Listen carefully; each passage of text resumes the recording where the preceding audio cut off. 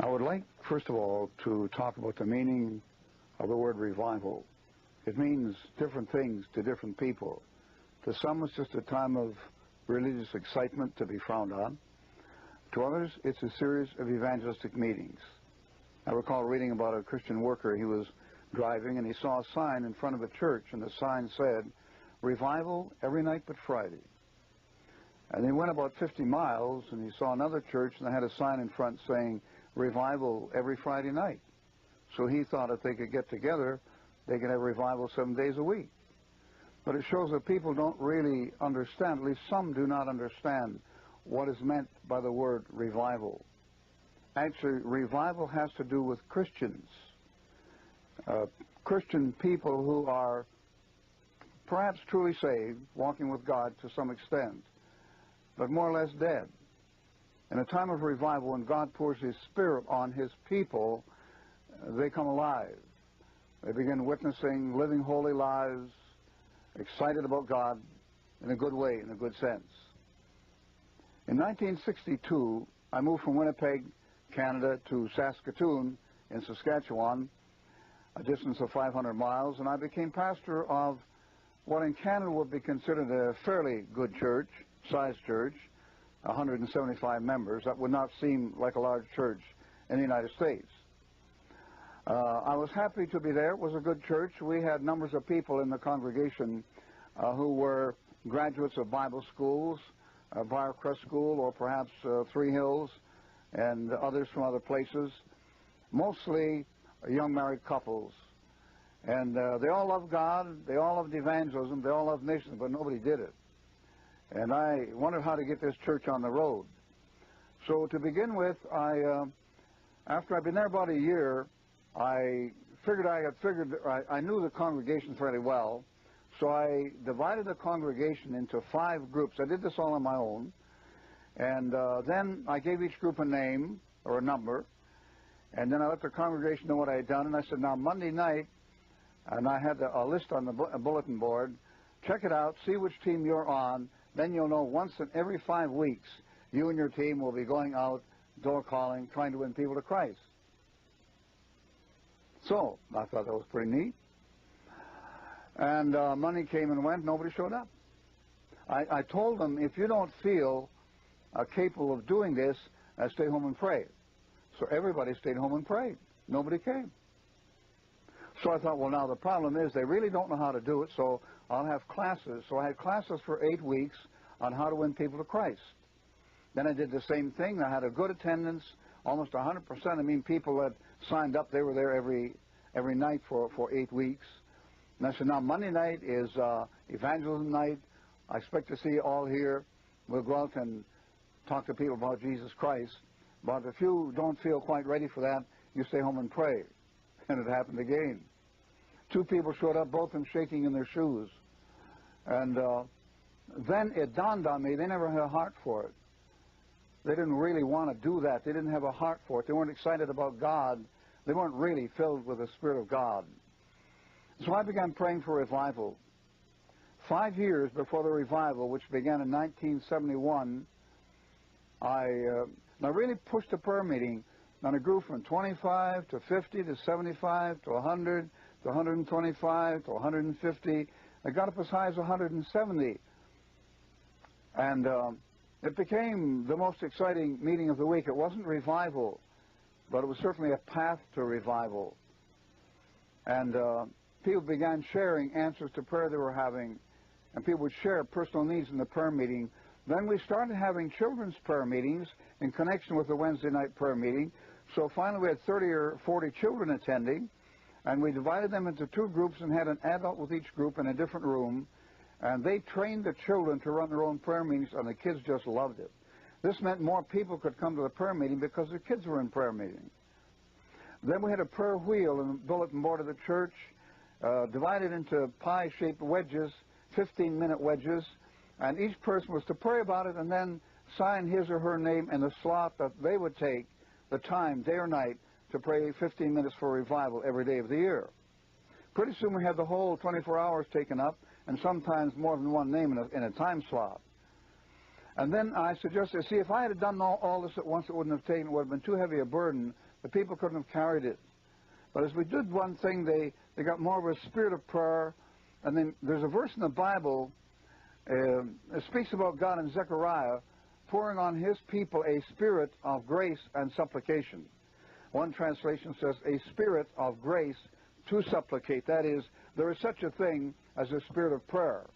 People began telling me, you know, last night God waked me, I prayed for 45 minutes. I used to be prayed out in 5 minutes. Not anymore. And we began hearing reports like this. And this went on, and then we had cottage prayer meetings, and we emphasized, we used to tell people, don't worry about the food getting cold. When you're asking a blessing over the meal or feel like praying for revival, pray for revival. And so people began doing that as well. So there was a real spirit of prayer all through the congregation. And we had invited Ralph and Lou Sotera to come from Mansfield, Ohio. That's where they lived then. And they arrived. And we started on a Wednesday night. We were planning to go for a week and a half. We had to go for 7 weeks. Meetings every night, and moving from one auditorium to larger buildings to accommodate the crowds. But I remember that first meeting, the church would seat about 300, and probably the first meeting we had maybe 125 or something there. And 5 people responded, and God began working in that first meeting. 2 ladies who had been warring got together and straightened things out. And that was a harbinger of what was to come. By Saturday, we couldn't accommodate the crowds. The church was packed to the doors. And then we had to start having double services, an early service and a late service. And then when it came to Sunday, that was too small, so we moved to the Centennial Auditorium, seating 2,200. We had double services there. We went for 7 weeks. Well, that's the statistics of at least one side of the statistics that went on. What really happened? I don't know how to handle that. There was a tremendous spirit of restitution. Chief Kettles was the chief of police in Saskatoon at the time.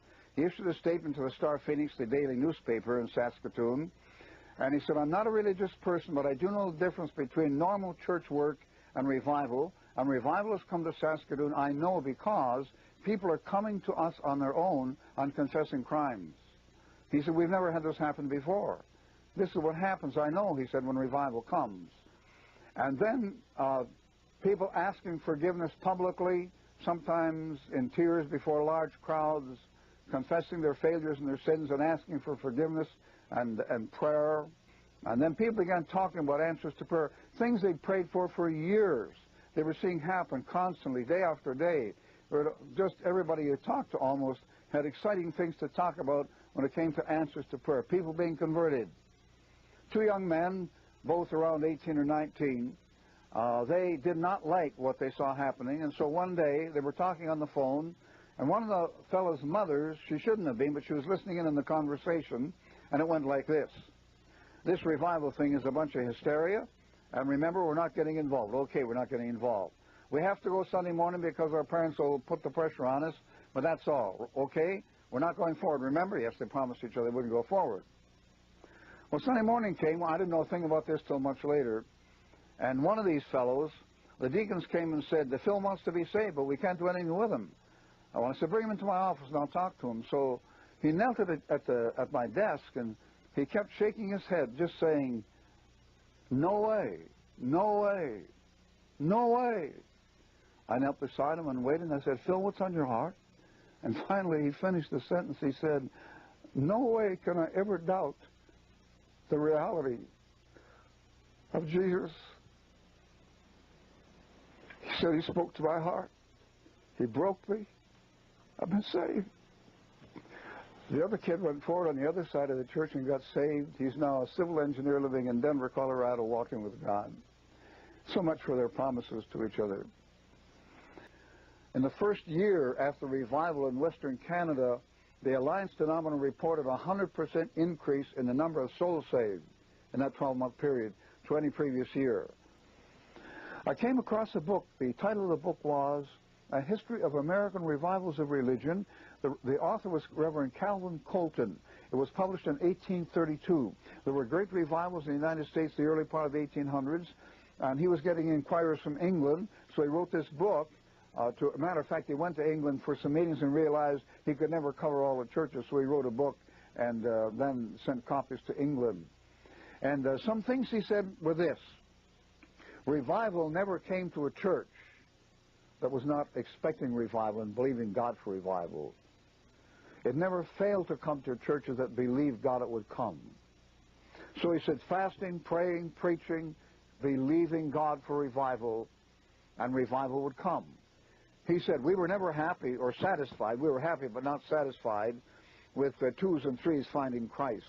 We kept praying for God the Holy Ghost to come, and when he came, he took the work out of our hands, and he made the whole community aware of God. And then people were saved by the hundreds. He worked in the beginning of those revival meetings in an independent way. Churches that were not expecting revival will suddenly experience revival. This was happening for a period of time until Christians found out what revival meant and how to work towards revival, and then that type of revival phased out.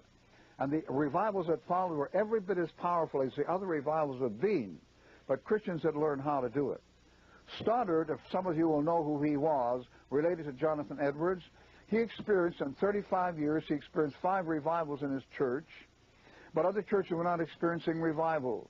So a bunch of pastors had a meeting with Stoddard to ask him the secret of revival. And he said, God is not favoring us because we're any better than you. But we expect revival. We pray for it, we fast for it, we believe God for it. You don't do any of those things. You're waiting for something to happen. We're waiting for something to happen too, but we're believing God for it. We're preaching towards it. And that was the difference. And I think there is a very important lesson for us to learn here.